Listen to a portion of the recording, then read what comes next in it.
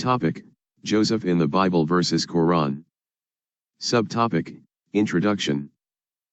This section is to be viewed in conjunction with the introduction video available on YouTube.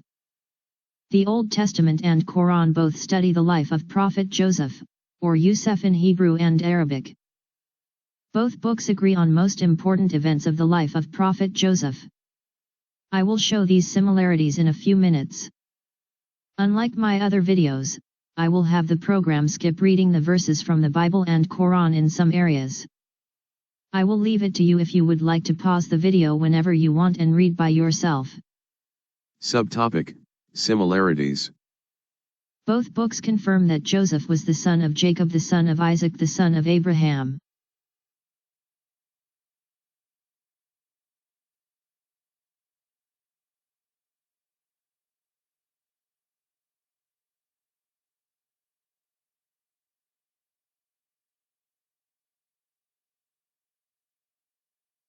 Both recognize that Jacob had more than one wife. See below. As per the Bible, Jacob first married Leah.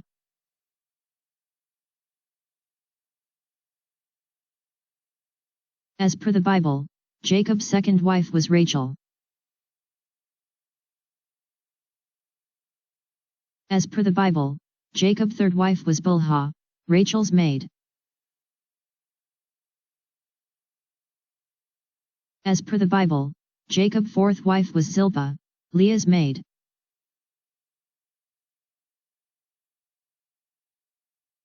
The Quran says that the elder brothers of Joseph had another half-brother, Benjamin, as per the Bible, to their father, meaning that Jacob had more than one wife.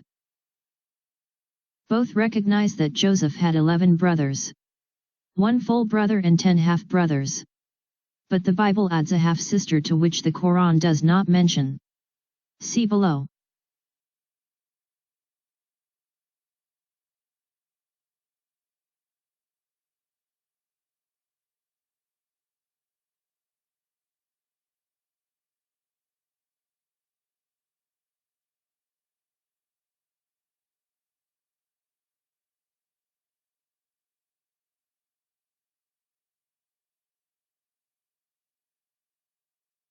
This is Joseph's half-sister from his stepmother Leah.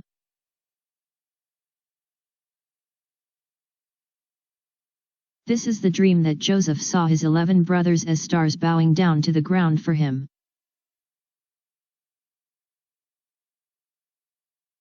Joseph in this verse is referencing Benjamin as his brother, i.e. his full brother. Both recognize that Joseph had a dream and shared it with his father. The Bible says that Joseph also shared it with his brothers first, and then with his father, while the Quran doesn't say this. In the Bible, Jacob was not happy with the dream and thought it is a shameful one. The Quran says that Jacob asked Joseph not to tell this dream to his brothers. See below.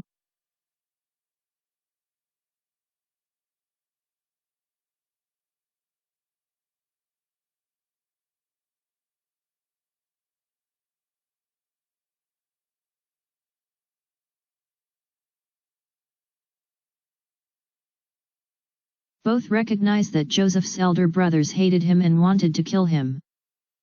But at the end, they agreed to throw him in a dry well. See below.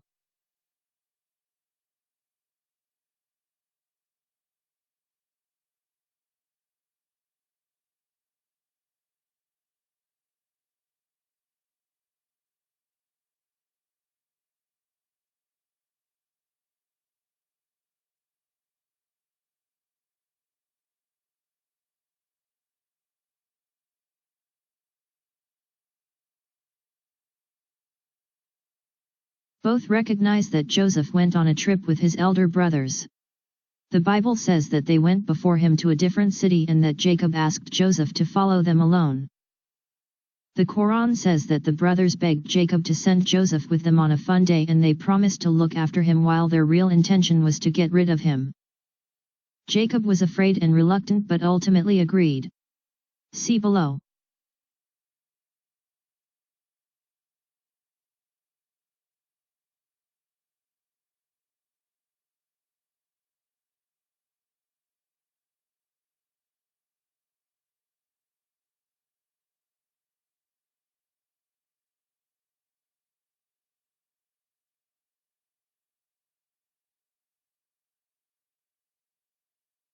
Both recognize that Joseph was taken by a company going to Egypt.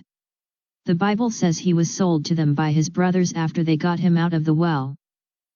The Quran says the company picked him up from the well. See below.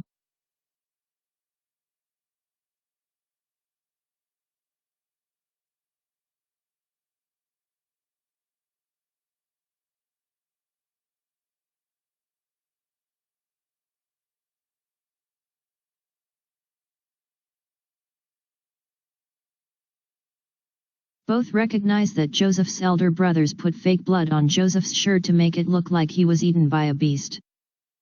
Jacob then was very sad. The Bible says he accepted Joseph's death, but the Quran says he did not believe his sons. See below.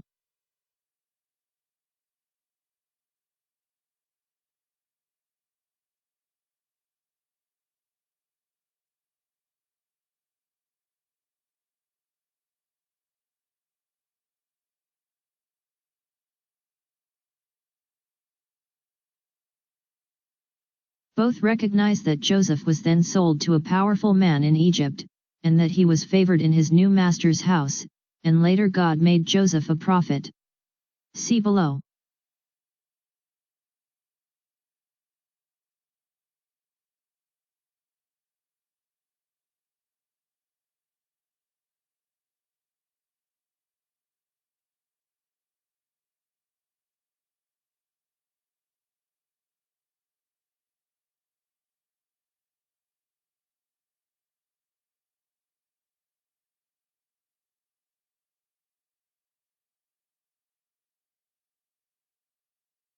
Both recognize that the wife of Joseph's master tried to seduce Joseph, but he refused and said that he cannot betray his master who have treated him well, and that he is afraid to do wrong in the sight of God.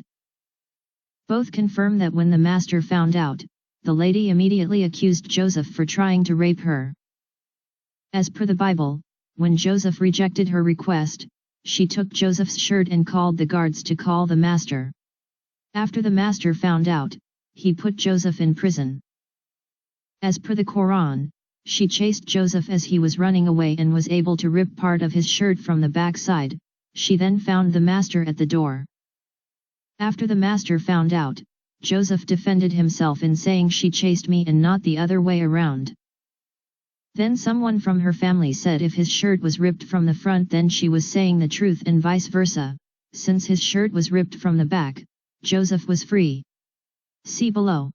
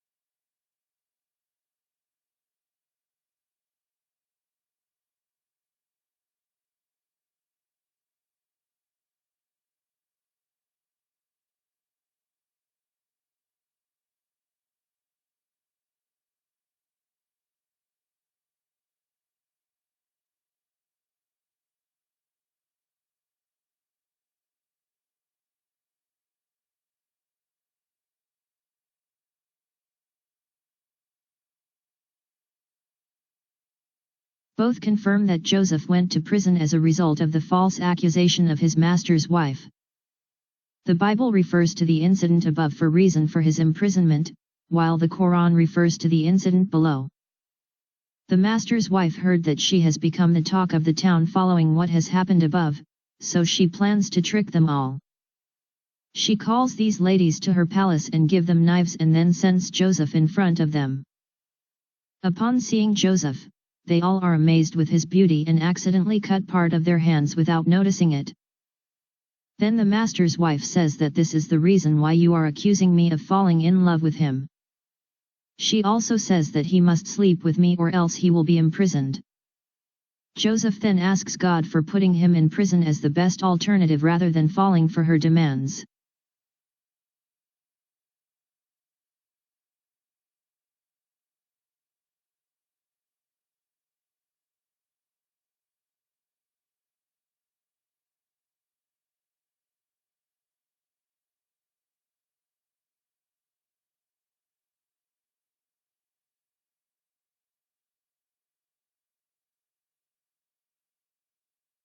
Both books agreed that while Joseph was in prison, two men who worked for the king of Egypt also entered his prison cell. Both new prisoners had strange dreams that they could not interpret. The first dreamt that he was offering wine to his king, and the other dreamt that he has bread on his head to which the birds are eating from it. Both men asked Joseph for an explanation, to which he told them that the former will leave safely the prison and return to his previous job serving wine to the king, while the latter will be executed and the birds will eat the remaining of his head. Both books also confirm that Joseph asked the former man to remind the king that he is in prison for a crime he did not commit. But the devil made this man forget the request of Joseph, hence he spent an additional few years in prison.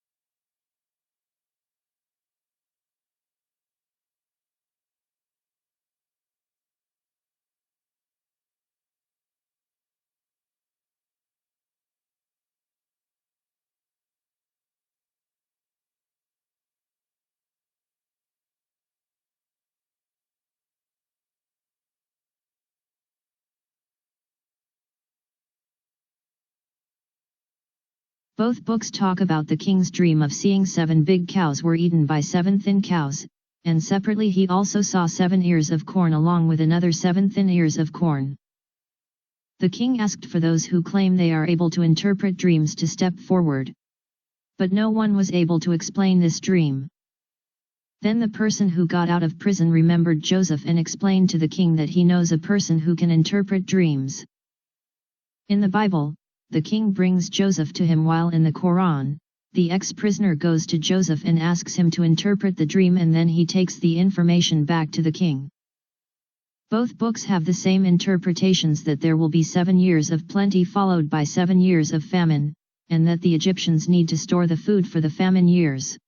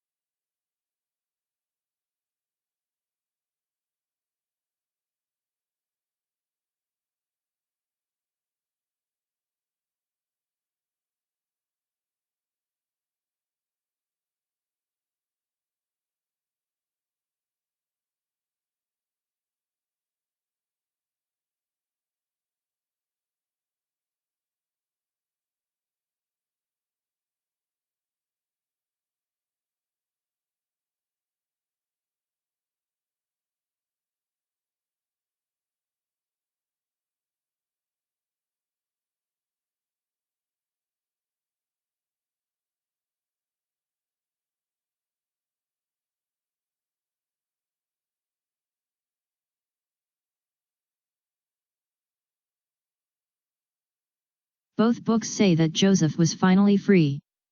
However, the Bible as explained above says that he was called upon by the king to explain the dream. The Quran says that he only left the prison after informing the ex-prisoner of the interpretation, and then the king calls upon him. However, Joseph refused to exit before everyone including the king know the truth about the reason why he was wrongly imprisoned. Hence, the king calls the ladies involved in the last incident and they all confess including the master's wife that Joseph was innocent. Afterwards, he left the prison.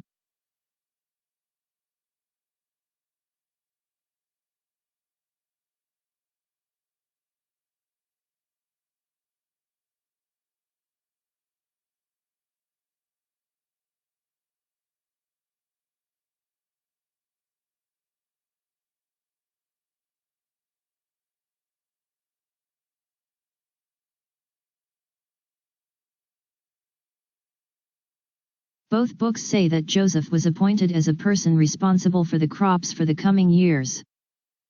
The Bible says that the king was the one who chose Joseph for this, while the Quran says that Joseph asked for this post.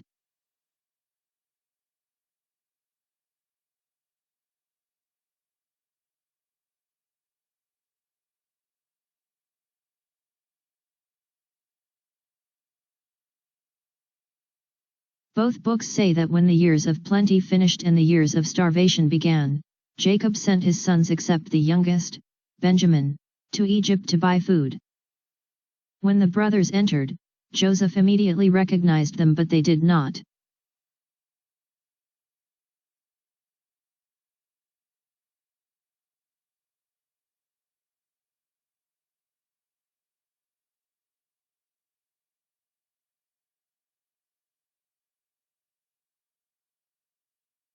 Both books say that Joseph denied giving them food in exchange for their commodities, since they did not bring their youngest brother, Benjamin, and that he sent them back to get him and he returned their commodities to them without them knowing about it. The Bible says that Joseph accused his brothers for being spies and he kept one of them in prison till the others come back with Benjamin. The Quran says he sent all back home.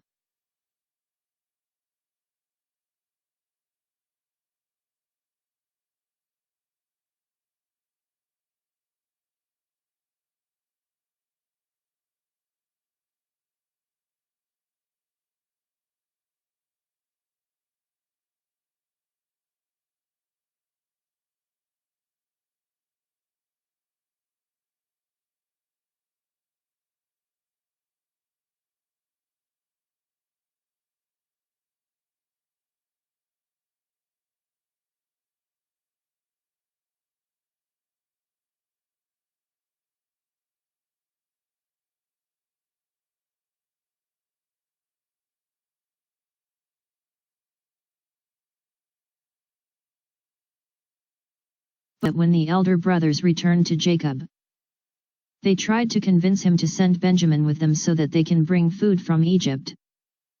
Afterwards, they discovered that their commodities were returned to them by the Egyptians. Jacob was reluctant to send Benjamin but finally agreed.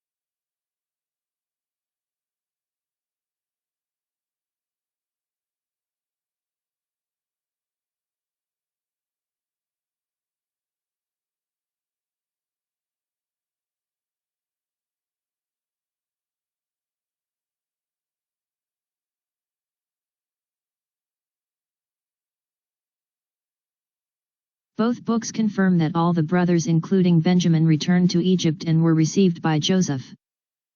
The Quran says that Joseph spoke with Benjamin alone and told him that he is his brother, while the Bible does not mention this.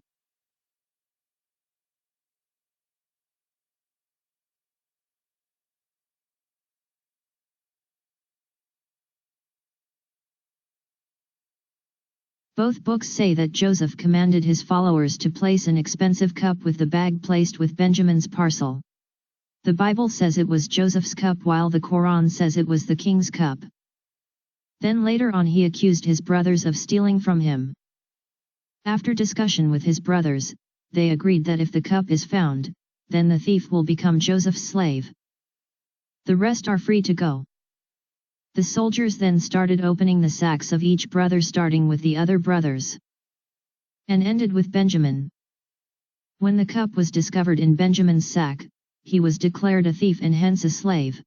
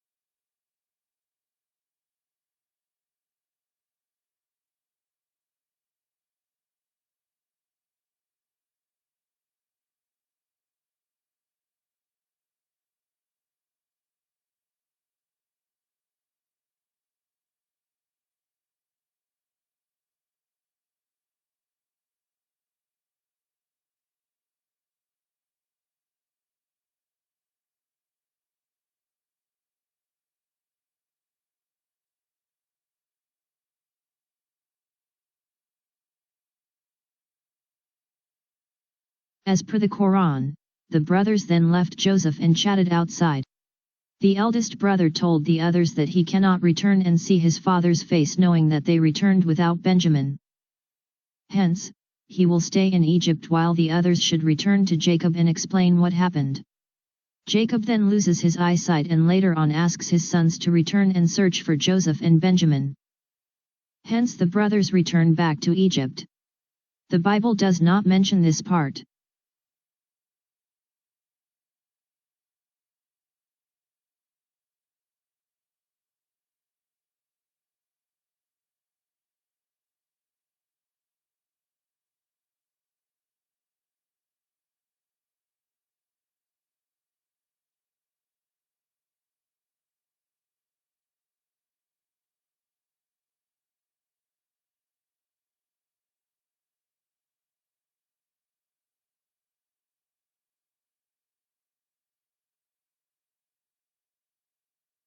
In both books, Joseph confronts his brothers with the truth that he is Joseph.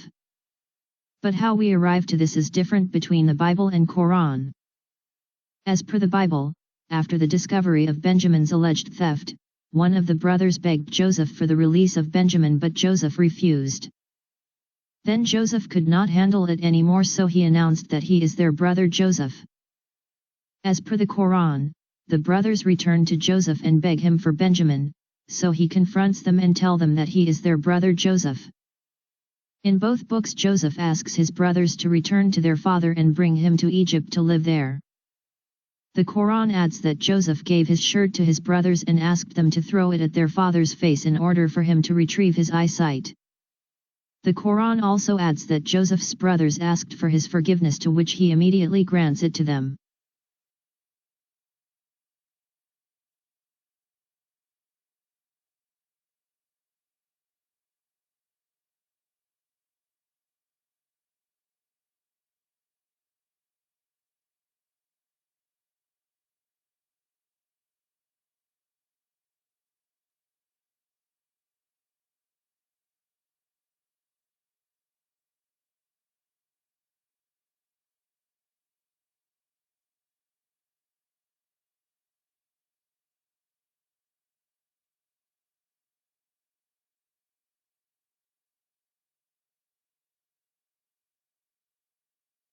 In both books, the sons return to Jacob and inform him that Joseph is alive and well.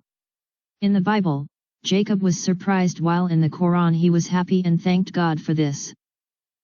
In the Quran, Jacob retrieves his eyesight following receiving the shirt of Joseph. Also, the 10 sons asked for their father's forgiveness, and he said he will pray that God forgive them.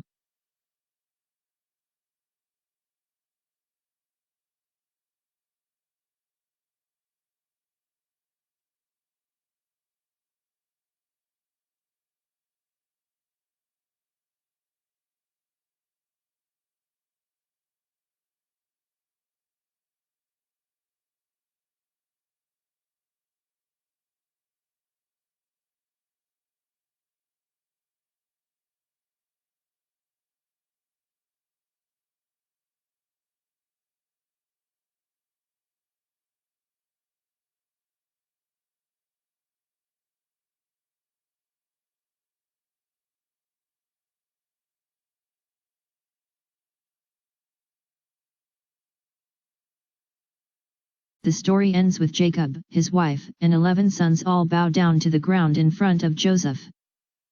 This was the interpretation of Joseph's very old dream. The Bible does not mention this.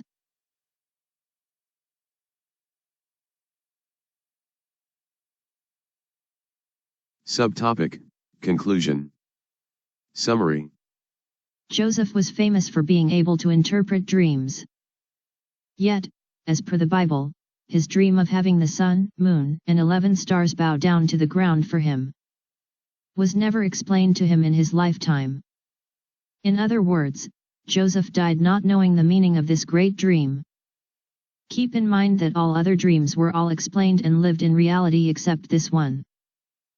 4. Behold, we were binding sheaves in the field, and, lo, my sheaf arose, and also stood upright, and, behold, your sheaves stood round about, and made obeisance to my sheaf. First dream, Joseph dreamt that he was favored by God as opposed to his brothers, to which it came true. And the chief butler told his dream to Joseph, and said to him, in my dream, behold, a vine was before me. Second dream, the chief butler's dream came true as he was freed from prison and returned to serving wine to his king within the mentioned time frame. When the chief baker saw that the interpretation was good, he said unto Joseph, I also was in my dream, and, behold, I had 3 white baskets on my head. Third dream, the chief baker's dream came true as he was executed and the birds ate from his head within the mentioned time frame. And it came to pass at the end of 2 full years, that Pharaoh dreamed, and, behold, he stood by the river. Fourth dream, the king's dream came true with the 7 years of plenty followed by the 7 years of famine. And he dreamed yet another dream, and told it his brethren, and said, behold, I have dreamed a dream more, and, behold, the sun and the moon and the 11 stars made obeisance to me. All of those dreams came true exactly as explained except this dream. Summary. This shows clear inconsistency in the Bible with the gift of God to Joseph, who was able to interpret dreams. However, this dream was explained to him as per the Quran as stated above. And he told it to his father, and to his brethren, and his father rebuked him, and said unto him, what is this dream that thou hast dreamed? Shall I and thy mother and thy brethren indeed come to bow down ourselves to thee to the earth? Jacob's reaction was very strange, coming from a father who loved his son Joseph greatly, to criticize him for his dream of having his family bow down to him, and not being able to understand that this means that God have selected him to be the next prophet. Summary. Any father in Jacob's shoes would jump out of joy for such a dream, especially from a loved one. However, as per the Quran, Jacob, being the only one who heard this dream, immediately understood it, and asked Joseph not to mention this to his brothers, as they will also understand it and hate him even more for it. And he told it to his father, and to his brethren, and his father rebuked him, and said unto him, what is this dream that thou hast dreamed? Shall I and thy mother and thy brethren indeed come to bow down ourselves to thee to the earth? As per the Bible, the father does not like this dream. He said, O my son, do not relate your vision to your brothers, lest they devise a plan against you. Surely the shaitan is an open enemy to man. As per the Quran, the father feels that Joseph might be in trouble from his brothers if they find out about it. Jacob's reaction in the coming verse was very strange, coming from a father who loved his son Joseph greatly to send him all alone to his brothers in a different city, and not fearing that he might be killed even by any beast during his trip. And he said to him, Go, I pray thee, see whether it be well with thy brethren, and well with the flocks, and bring me word again. So he sent him out of the vale of Hebron, and he came to Shechem. If we keep in mind that Jacob, also named as Israel according to the Old Testament, was a prophet who was very much favored by God, he is acting in a very strange way which is not becoming of a loving father, much less a prophet. This raises huge alarms if the story which was mentioned in the Old Testament is really true or not. Summary. The Old Testament in various verses always called the ruler of Egypt a pharaoh, never a king. This is a very strange referencing, especially when taking into account that the Upper Egypt where Joseph was brought to and lived was ruled by the 15th dynasty at the time as per the historians. This dynasty was not ruled by the Egyptians, but rather Hyksos. More information can be found in the coming picture.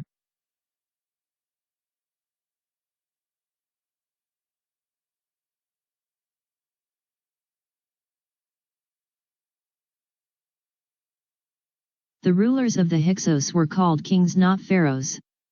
To be more accurate, some even called them shepherd kings. God naturally knew that Egypt was ruled by kings, not pharaohs, during the Hyksos times. If the Bible at hand was written by God, then this obvious mistake would not have been there. Such a mistake is not available in the Quran, as God uses the term king 5 times in the story of Joseph. Moreover, God never used the term pharaoh in this story. See screenshot of these verses.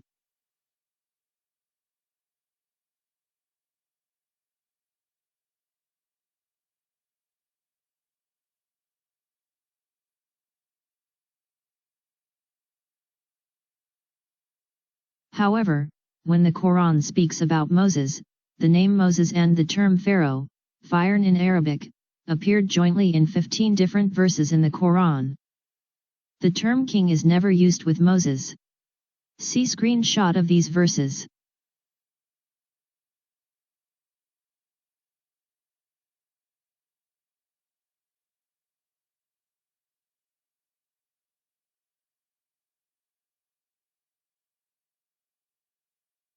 In the Bible book of Genesis, the name Joseph and the term Pharaoh repeated 68 times. See the next 2 pictures.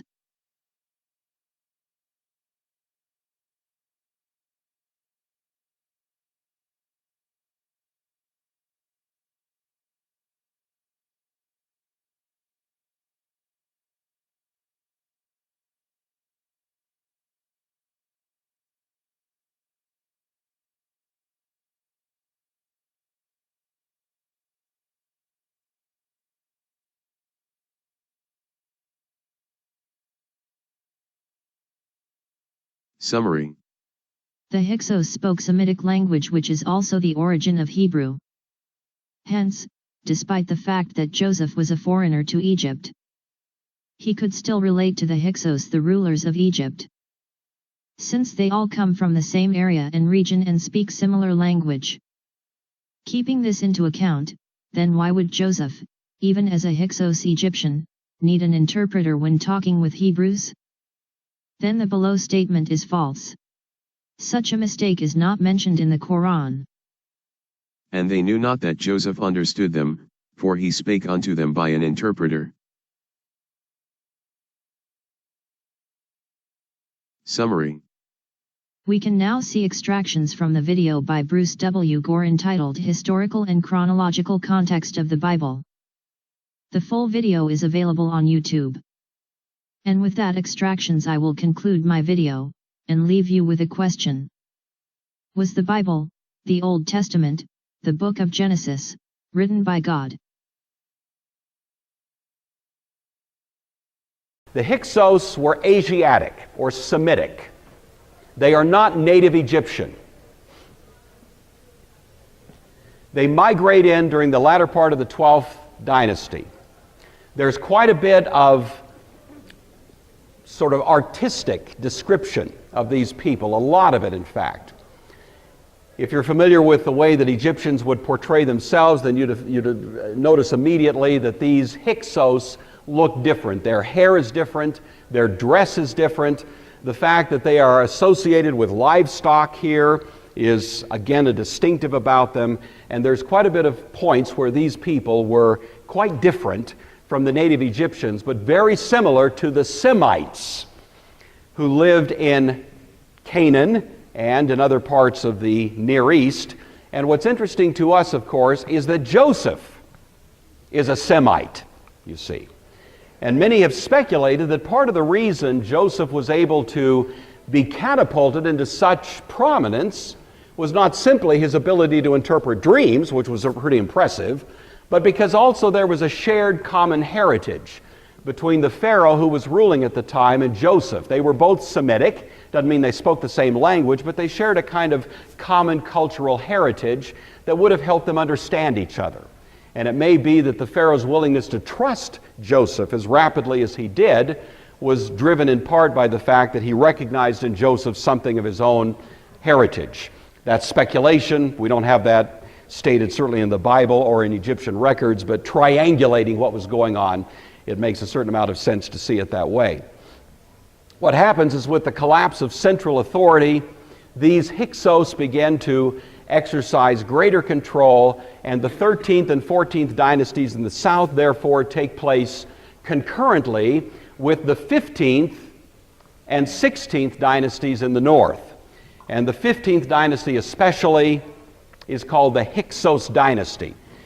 It is later hated by the Egyptians. They despised the idea that foreigners were ruling. And so the Hyksos are eventually driven out, and their memory is largely expunged from the records. But nevertheless, we've been able to uncover enough about them to have some idea of what was going on. And that's kind of the basic political backdrop now for Joseph coming to Egypt. It's during this period of time. So it's an overlapping dynasty with the south, with Upper Egypt. It's a time in which these kings were called the Hyksos, or shepherd kings.